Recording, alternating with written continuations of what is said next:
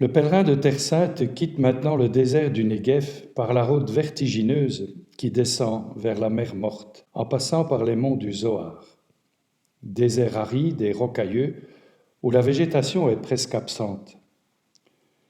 Cette mer n'est plus qu'un vestige de l'immense nappe d'eau qui jadis emplissait toute la faille. Sa surface est à moins 395 mètres, sa plus grande profondeur au nord-est de 400 mètres. Elle est soumise à une très forte évaporation et elle s'enrichit constamment en sel. Chlorure de sodium, de magnésium, de potassium, de calcium, de bromure. L'eau est saturée de sel, d'où cette absence totale de vie animale et végétale. C'est vraiment la mer morte. Le corps humain y flotte sans effort, son niveau baisse aussi parce que le Jourdain qui l'alimente n'est plus qu'un mince filet d'eau lorsqu'il la rejoint. De l'autre côté de la mer, les monts de Moab en Jordanie et le mont Nebo, d'où Moïse a vu la terre promise. En longeant la mer, nous évoquons l'emplacement des cités maudites de Sodome et de Gomorrhe, qui furent ensevelies sous une pluie de soufre et de feu. Les aiguilles de sel ont fait naître des légendes, dont la plus célèbre est celle de la femme de Lot, changée en statue de sel. Nous découvrons alors la forteresse hérodienne de Massada, destinée à abriter le monarque en cas de danger.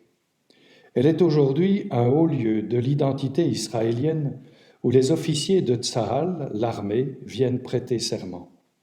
La forteresse de Massada a été le refuge des Zélotes au moment de la destruction de la ville de Jérusalem par les armées de Titus en 70 de notre ère. Elle sera prise d'assaut par la 10e Légion qui édifiera une rampe de remblai pour y accéder. Le 2 mai 73, quand les Romains pénètrent dans Massada, ils ne trouvent que 2 femmes et 5 enfants cachés dans une citerne.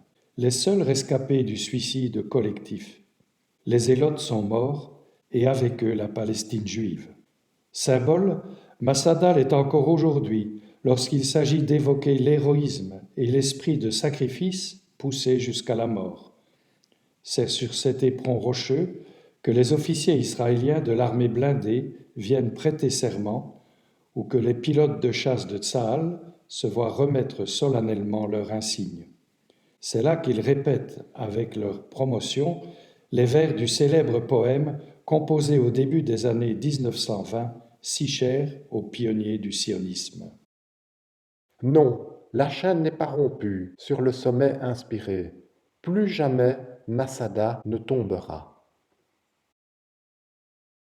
Nous arrivons à l'oasis d'En-Gedi, la source des Bouquetins, où il nous faut évoquer un épisode haut en couleur de la vie de David. Il fuit Saül, le premier roi d'Israël, qui veut le faire disparaître. Et David, dans sa fuite, arrive à l'oasis. Il se cache dans une grotte avec ses hommes. Et c'est dans la grotte que Saül pénètre pour se soulager, se couvrir les pieds en hébreu, à l'abri des regards. Son ennemi est entre ses mains, mais David épargne Saül, car il est le roi, le Messie de Dieu, et il se contente de lui couper furtivement un pan de son manteau. Lorsque Saül a quitté la grotte, David l'interpelle de loin. « Regarde, Père, regarde donc, voici dans ma main le pan de ton manteau. Puisque j'ai pu le couper et que pourtant je ne t'ai pas tué, reconnais qu'il n'y a en moi ni méchanceté ni révolte. Je n'ai pas commis de faute contre toi, alors que toi, tu traques ma vie pour me l'enlever. C'est le Seigneur qui sera juge entre toi et moi, c'est le Seigneur qui me vengera de toi, mais ma main ne te touchera pas. » La luxuriance du lieu, à cause de l'abondance de l'eau, fera penser au paradis terrestre.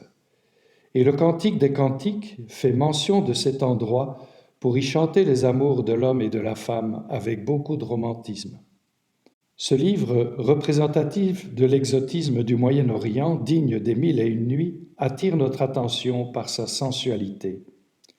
La poésie du cantique fait appel au sens, au sentiment, plus qu'à la raison. Qui est allé en Israël n'aura pas de difficulté à se représenter l'oasis d'En-Gedi, dont la luxuriance contraste avec l'aridité du paysage entourant la mer Morte. Quand le roi est dans ses enclos, mon parfum répand ses effluves. Mon bien-aimé pour moi est un sachet de myrrhe. Entre mes seins il passera la nuit. Mon bien-aimé pour moi est une grappe de cypre parmi les vignes d'En-Gedi. Nous passons devant le site de Qumran, domaine des Esséniens, qu'ont rendu célèbre depuis 1947 les découvertes de leur monastère et de leur bibliothèque cachée à l'intérieur de jarres dans des grottes.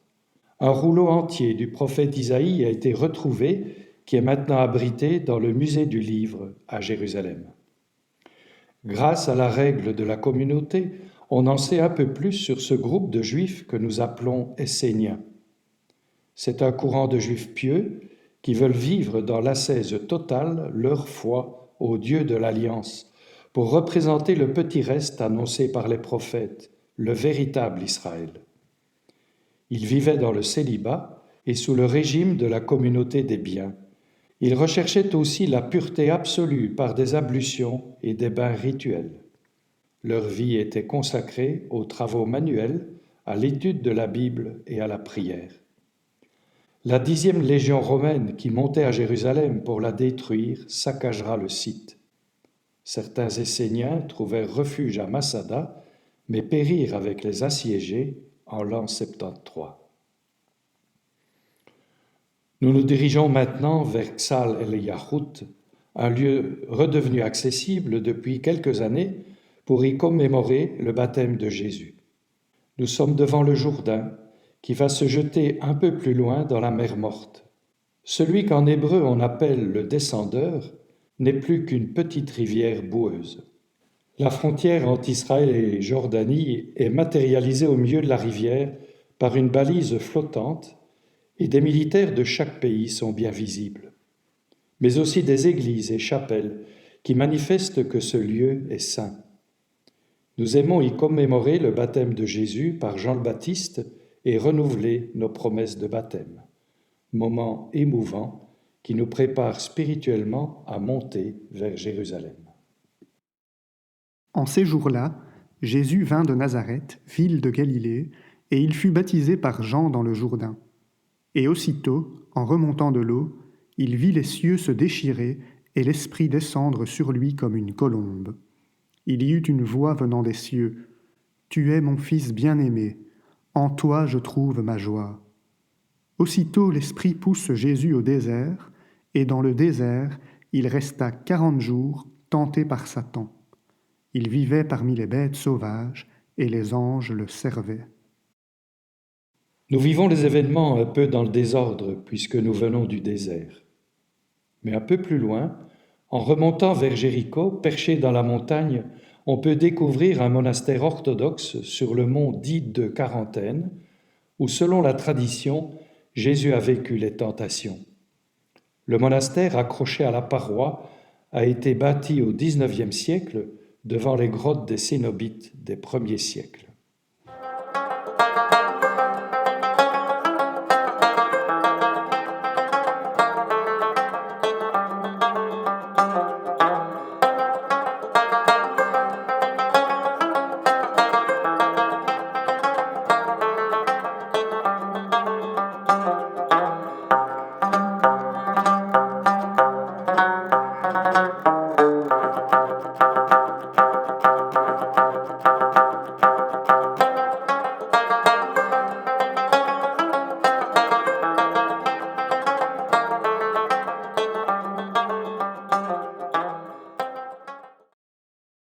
Nous arrivons dans l'oasis de Jéricho, ville de Cisjordanie située sur la rive occidentale du Jourdain, à 300 mètres sous le niveau de la mer. C'est la cité la plus basse du monde. Selon le livre de Josué, Jéricho est la première ville du pays de Canaan à être conquise par le peuple hébreu après le long périple du désert. Au pied de la ville ancienne, jaillit la source dont les eaux malsaines furent purifiées par le prophète Élisée qui y jeta du sel, d'où le nom de fontaine d'Élysée. Lorsque Jésus venait en pèlerinage de Galilée à Jérusalem par la vallée du Jourdain, il traversait cette ville. L'évangile de Luc mentionne la rencontre de Jésus avec le publicain Zachée. Cet homme, de par son métier, est impur et infréquentable. Il est plein aux as, mais malheureux comme les pierres. Il cherche à voir qui est Jésus en se cachant dans un sycomore. Mais Jésus va prendre l'initiative de la rencontre et s'inviter chez lui, ce qui a le don de faire rugir les détenteurs de la loi. Cette rencontre va bouleverser Zachée qui comprend de lui-même que son rapport à l'argent doit changer. Aujourd'hui, le salut est entré dans cette maison, car lui aussi est un fils d'Abraham. L'évangéliste Marc situe à la sortie de la ville la guérison de l'aveugle Bartimée, lui aussi laissé pour compte au bord du chemin, condamné à mendier. Cet aveugle va interpeller vivement Jésus, qui fera d'abord la sourde oreille, puis le fera chercher. Le bond de cet homme aveugle vers Jésus est le bond de la foi et de la confiance. Lui, l'aveugle qui recouvre la vue, a vu, c'est-à-dire a compris, qui était Jésus, et il se met à le suivre sur le chemin qui mène à Jérusalem. Et maintenant, nous montons à Jérusalem, qui culmine à près de 900 mètres.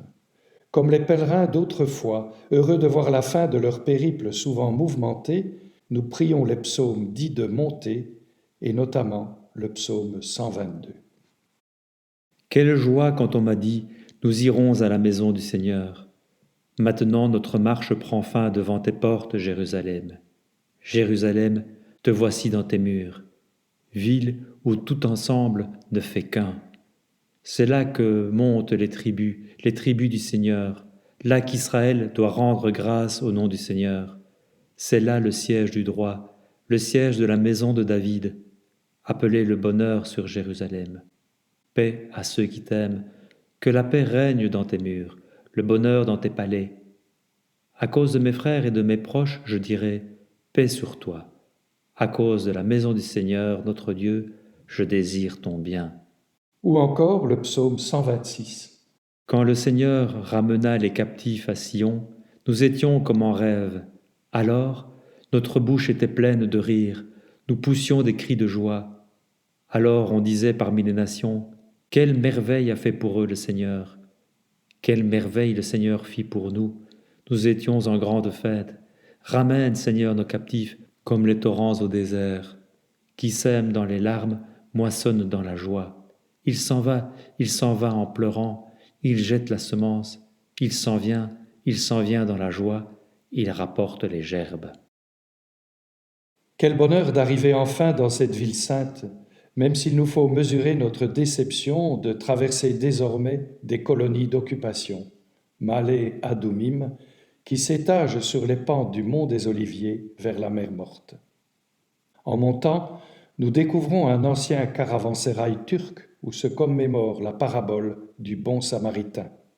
Le site est austère et propice à des attaques.